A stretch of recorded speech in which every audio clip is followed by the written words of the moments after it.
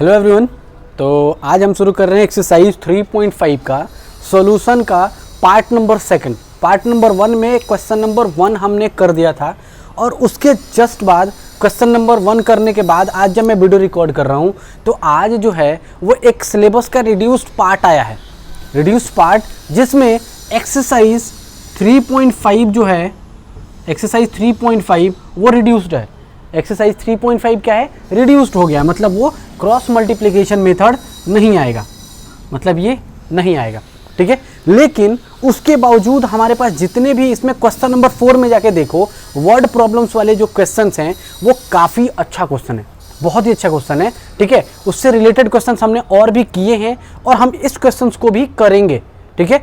भले cross multiplication से हम नहीं करेंगे क्योंकि वो क्रॉस मल्टीप्लिकेशन हमारे बोर्ड में नहीं आएगा, ठीक है। लेकिन उसके बावजूद हमारे जो क्वेश्चंस हैं हो सकता है कि सब्स्टिट्यूशन से हो जाए, हो सकता है एलिमिनेशन से हो जाए। अब जरूरी तो नहीं है ना कि क्वेश्चन हमारे पास सिर्फ एक ही मेथड से होगा, सेम क्वेश्चन को हम 4 मेथड से कर सकते हैं, ग्राफिकल से, सब्स्टिट्यूशन से, एलिमिनेशन से और इसके बाद हमारे पास क्या करेंगे उसके क्रॉस मल्टीप्लिकेशन से। 4 मेथड है हमारे पास, चारों में से किसी मेथड से भी कर सकते हैं।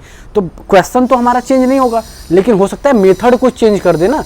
इसी वजह से हम क्या करेंगे, सिर्फ क्रॉस मल्टीप्लिकेशन वाला क्वेश्चन नहीं करेंगे, उसके अलावा बाकी जितने भी क्वेश्चंस बनेंगे जो कि हमारे पास क्या एलिमिनेशन सब्स्टिट्यूशन से हो सकता है और जो अच्छा क्वेश्चन है उसको हम ले सकते हैं। यानी कि देखो एक्सरसाइज 3.5 में जो क्वेश्चन नंबर 2 है उसको हम नहीं करेंगे, क्वेश्चन नंबर जो 3 है उसको भी नहीं करेंगे। क्यों? क्योंकि सिंपल सा क्वेश्चन है, ऐसा क्वेश्चन हम एलिमिनेशन सब्स्टिट्यूशन में बहुत कर रखे हैं, ठीक है। अब हमको सिर्फ वर्ड प्रॉब्लम्स के क्वेश्चंस पे कमांड करना है। बच्चों को सबसे ज़्यादा जो दिक्कत होता है वो वर्ड प्रॉब्लम्स के क्वेश्चंस पे होते हैं, तो यही हमको कमांड करना है और इसी पे हमको आगे काम करना है, ठीक है। तो देखो क्वेश्चन नंबर 2 और 3 हमको नहीं करना है, क्वेश्चन नंबर 1 हम ऑलरेडी आगे ही कर चुके हैं, सिलेबस आने से पहले ही कर चुके हैं।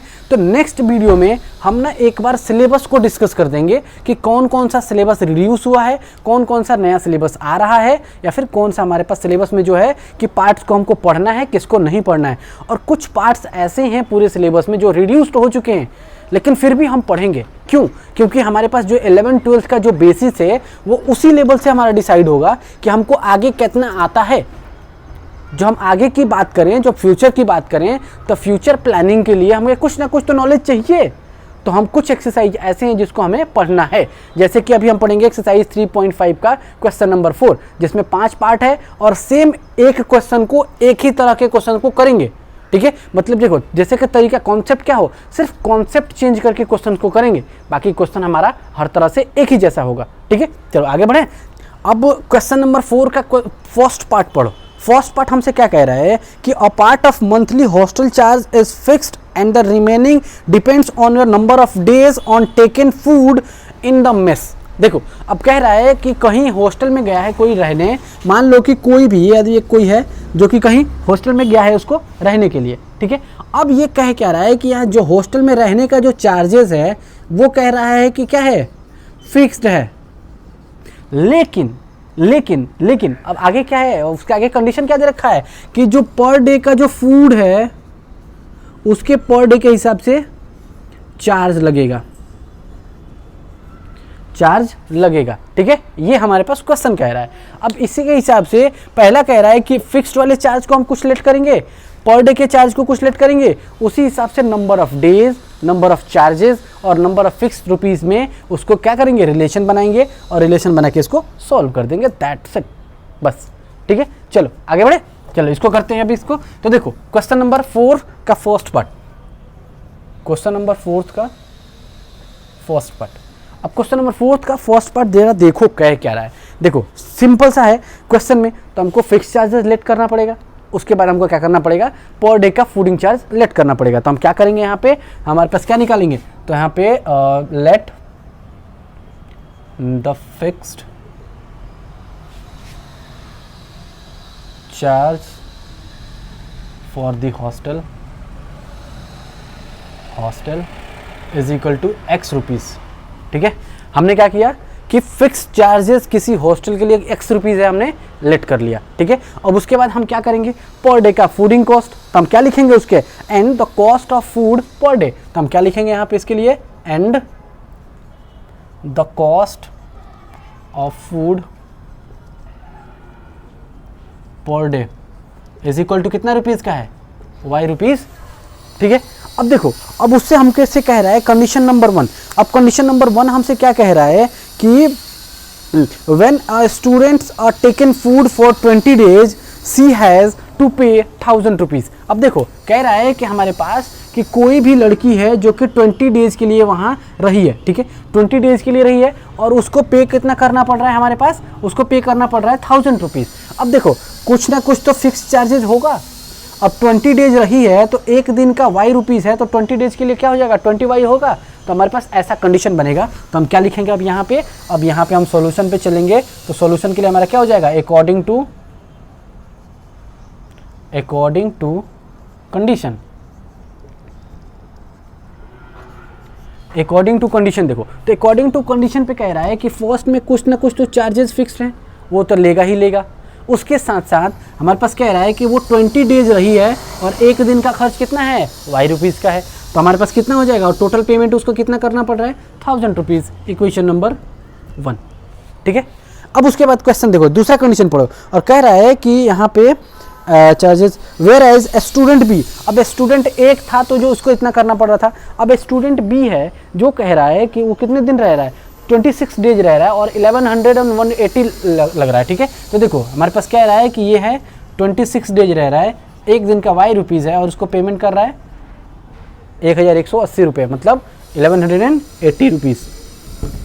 इक्वेशन नंबर 2, इक्वेशन 1 हो गया और इक्वेशन 2 हो गया।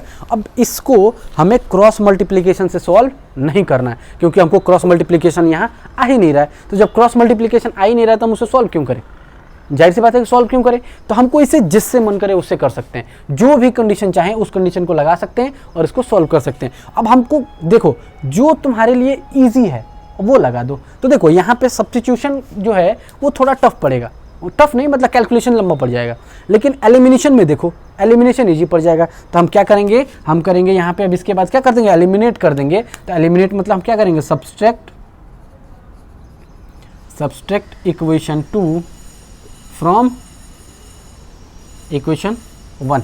अब इक्वेशन 2 में से इक्वेशन 2 को इक्वेशन 1 में से माइनस कर दो। तो माइनस करेंगे तो हमारे पास क्या हो जाएगा, x + 20y is equal to 1000 और उसके बाद क्या है x प्लस का 26y इज इक्वल टू 1180, ये है।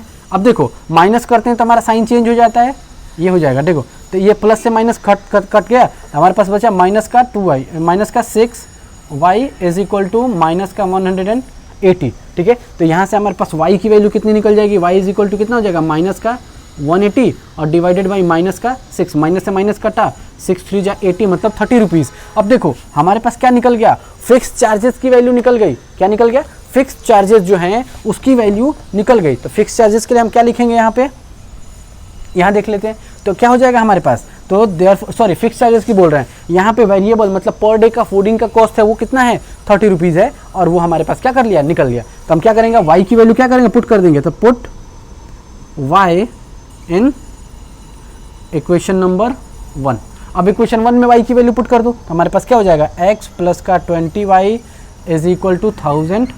ठीक है, अब y की जगह हमारे पास क्या हो जाएगा, y की जगह मल्टीप्लाई कर देंगे 30 से, तो हमारे पास क्या हो जाएगा, ये हो जाएगा हमारे पास x और इज इक्वल टू 1000 और माइनस का ये हो जाएगा 3 2 जा 600। ठीक है, तो हमारे पास x इज इक्वल टू कितना निकल गया, 400। हमारे पास फिक्स चार्जेस निकल गए। देखो हमारे पास कितने हैं, फिक्स चार्जेस की वैल्यू है 400, मतलब इसका फिक्स जो चार्जेस था वो है 400 और जो वेरिएबल था मतलब जो फूडिंग का कॉस्ट था वो कितना है हमारे पास, 30 रुपीज़। तो हमारे पास y इज इक्वल टू कितना निकल गया, 30 रुपीज़। एक आंसर ये निकल गया और दूसरा आंसर ये निकल गया। दैट्स इट, यही करना था। अब हमको सिंपल और करना क्या था, हमको सिंपली करना क्या था, सिंपल सा देखो हमको क्या करना था, इसको क्या करना था, को डिकोड करना था। मतलब जो वर्ड प्रॉब्लम था उसी वर्ड प्रॉब्लम को पढ़ना था, इक्वेशन बनाना था, इक्वेशन बना के उसको सॉल्व करना था। इक्वेशन सॉल्व करना हमारे लिए बिल्कुल बाएं हाथ का खेल हो गया। ठीक है, हम यूँ कर लेते हैं इक्वेशन को सॉल्व। ठीक है, अब देखो लेकिन हमारे पास मेन दिक्कत क्या होता है, जो भी बच्चे होते हैं वो उनको मेन दिक्कत होता क्या है, उनको मेन दिक्कत होता है वर्ड प्रॉब्लम को सॉल्व करके इक्वेशन बना लेना। तो वही दिक्कत यहाँ पे क्या करना है, सॉल्व करना है। तो जिनको भी ऐसा दिक्कत है वो कमेंट सेक्शन में जाके कमेंट करो, मैं उनके दिक्कत को पूरा कर दूंगा, उनको दिक्कत को सॉल्व कर दूंगा। ठीक है, ऐसा कोई भी दिक्कत नहीं आएगा मेरे रहते हुए जो आपको आ रहा है। पढ़ाई से रिलेटेड चाहे कोई भी दिक्कत हो, आप मेरे से पूछ सकते हो डायरेक्ट, ठीक है, कभी भी। ओके, चलो नेक्स्ट क्वेश्चन पे चलते हैं आप।